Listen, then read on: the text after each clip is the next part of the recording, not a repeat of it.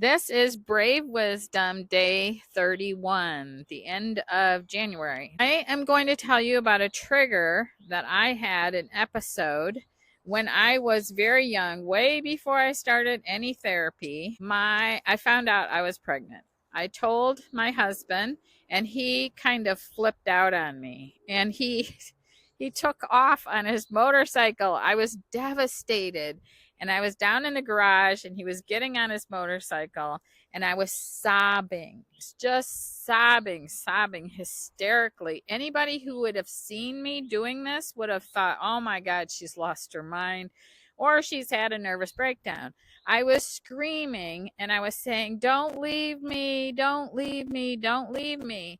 But what I was being triggered into was the past experience of being left in foster care without any of my family at the age of 2. It was as if I was right there in the foster care in a crib being left by my mother, by my family, and I was completely devastated.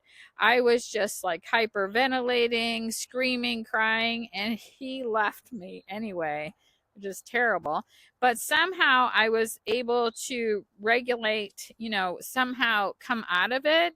And so that whole episode was just what happens when that event triggered my amygdala to think that I was being abandoned again at age 2. It doesn't have a timeline. It did not know that, oh, this is from the past. I had no way of knowing, and my thinking brain shut down.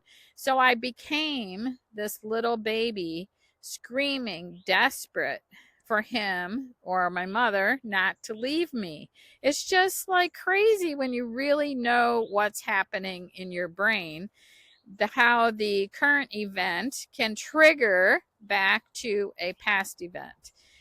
Once I started in therapy, I was able to, deconstruct that whole thing and figure out why I reacted that way and why it happened the way it did. I was more sensitive to my trauma, and then I learned how to regulate my emotions, and then these things didn't happen anymore. So, anyway, I will see you in tomorrow's Brave Wisdom.